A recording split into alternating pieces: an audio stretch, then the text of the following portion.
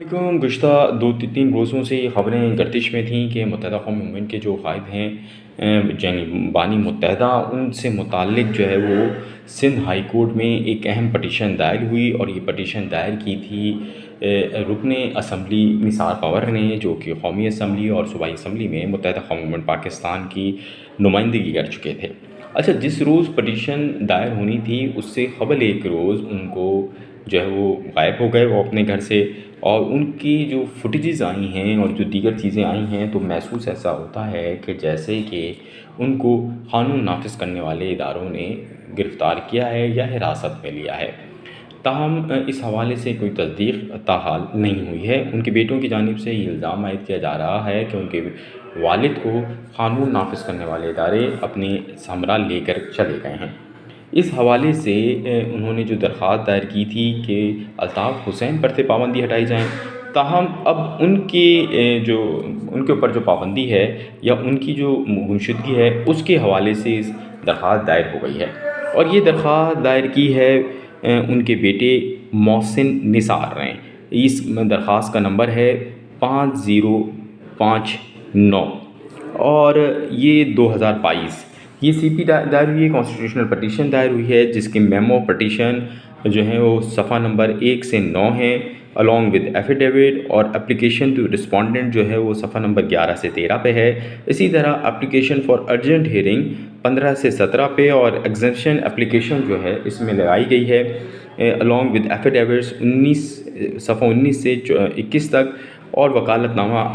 दाखिल है सफ़ा नंबर 23 पर। अच्छा, हम इसके ऊपर आ जाते हैं कि इसके अंदर, इस दरख़्वास्त के अंदर किस किस को फ़रीक बनाया गया है, यानी किस किस को मुखातिब किया गया है और कौन कौन इसमें है। तो उसमें प्रोविंस ऑफ सिंध में थ्रू सेक्रेटरी होम यानी सेक्रेटरी दाखिला, सूबाई सेक्रेटरी दाखिला को, इसी तरह जो इंस्पेक्टर जनरल ऑफ पुलिस यानी आईजी सिंध को, और उसमें आईजी सिंध के जो ऑफिस है चंदेगिरी रोड पे उसका एड्रेस दिया गया है। इसी तरह डीआईजी सीटीडी को फ़रीक बनाया गया है,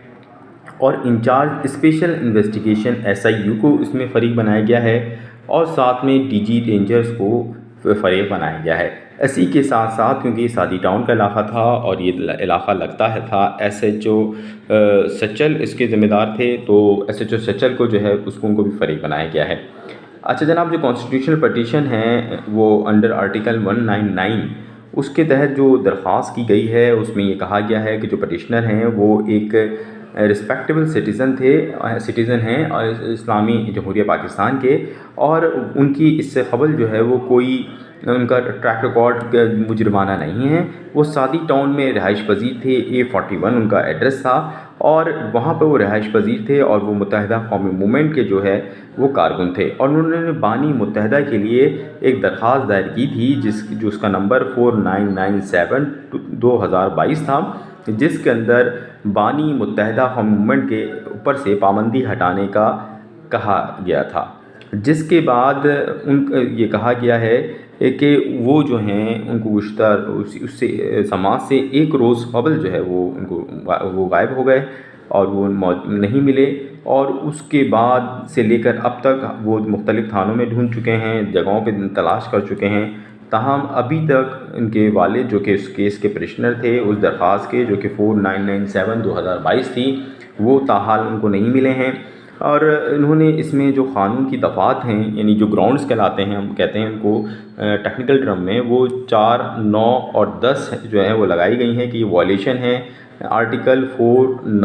आर्टिकल 9 और आर्टिकल 10 की। अच्छा, इन्होंने ये कहा है कि जो उनके वालिद साहब को यानी निसार पंवर साहब को जो गिरफ़्तारी में रखा गया है या उनको हिरासत में लिया गया है, जो उनकी तरफ से दावा किया गया है कि उनको गिरफ़्तारी या हिरासत में जो रखा गया है वो गैर क़ानूनी है। साथ में ये भी कहा गया है कि क्योंकि उनके वालिद साहब एक क़ानून पसंद शहरी थे और उन्होंने कभी किसी क़ानून को नहीं तोड़ा, लिहाजा ये जो उनको अगर कस्टडी में लिया गया है तो ये बिल्कुल गलत है। दरख्वास्त ये इस तरह ये की गई है अदालत से कि जनाब उनको जो है वो प्रोड्यूस किया जाए उनके वालिद साहब को, और अगर उनके ऊपर किसी किस्म का भी मुकदमा है तो भी उनको उस हवाले से उस मुताल्लिक़ा अदालत में पेश किया जाए। इसके साथ साथ जो उनकी डिटेंशन है या उनकी जो उनके खिलाफ़ अगर कोई एफ़आईआर हुई है तो इस हवाले से भी आगाही फ़राहम की जाए और अदालत इस मामले का फ़ौरी तौर पे नोटिस लें। जो जो इसमें इस हवाले से जो इसमें एफ़िडेविट है वो भी लगाया गया है, जिसमें निसार अहमद साहब के जो फ़र्ज़ंद हैं मोहसिन निसार, उन्होंने जो है ये लगाया है। और इसमें जो ताहम जो एड्रेस दिया गया है वो गुलशन हदीद का दिया गया है। और जो अगर हम एफ़िडेविट की बात करें तो जो एफ़िडेविट है या जिनकी जानिब से दरख्वास्त दायर की गई है तो वो दरख्वास्त जो है वो उनके बेटे मोहसिन निसार की जानिब से एफ़िडेविट जमा कराया गया है। और अब ये दरख्वास्त सिंध हाई कोर्ट में लगा दी गई है, जिस पर समाअत जल्द मुतवक्किल है, क्योंकि इसके अंदर अर्जेंसी एप्लीकेशन लगाई गई है, यानी फ़ौरी समाअत की दरख्वास्त भी लगाई गई है। तो अब यूँ ऐसा हुआ है कि मुत्तहिदा कौमी मूवमेंट के जो बानी के लिए दरख्वास्त जिन साहब ने दायर की थी, अब उन साहब ने जो दरख्वास्त है वो दायर कर दी है कि जनाब उनके बेटे ने कि जनाब मेरे वालिद ने बानी मुत्तहिदा के ख़िलाफ़ जो पाबंदियाँ थीं उस पर दरख्वास्त दायर की थी और अब मेरे वालिद ही मिसिंग हो गए हैं और लिहाजा उनको फ़ौरी तौर पे बादियाब कराए जाएँ और उनको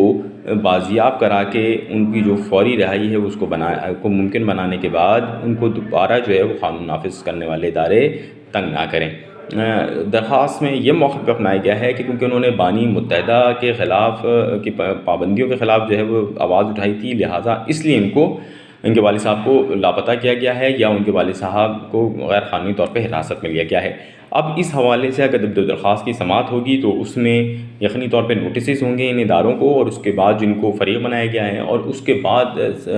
इस बात में पेशरफ़्त होगी कि निसार अहमद पवर साहब जो हैं इनके हवाले से जो है उनको किस अदालत में पेश किया जाता है या उनकी बाजियाबी कब तक मुतवक्किल होती है। ताहम जब तक वो पेश नहीं होते या इदारे पेश नहीं करते उनको, जब तक ये मामला जो है वो अभी तक पेंडिंग में ही है, क्योंकि अभी तक जो ताहाल जिस वक्त तक हम ये वीडियो बना रहे हैं उस वक्त तक तो निसार पवर साहब के जो बेटे हैं वो अभी तक उनको मुख्तलिफ़ थानों में और मुख्तलिफ़ जगहों पर तलाश कर रहे हैं, ताहम वो उनको नहीं मिले हैं। उन्होंने मुख्तलिफ़ इदारों से भी रुजू किया है, उनके मुताबिक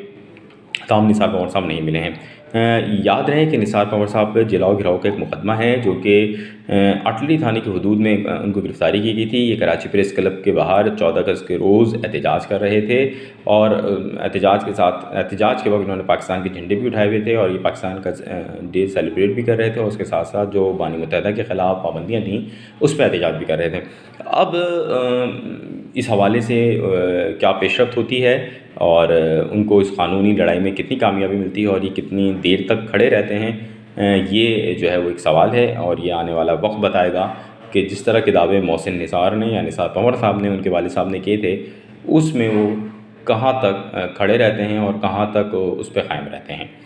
इस केस के हवाले से कोई मज़ीद अपडेट होगी तो वो भी हम आपको बताते रहेंगे। रिपोर्टर्स 21 से जुड़े रहिए, हम आपको मुकम्मल आगाही फराहम करते रहेंगे। अल्लाह हाफ़िज़, शुक्रिया।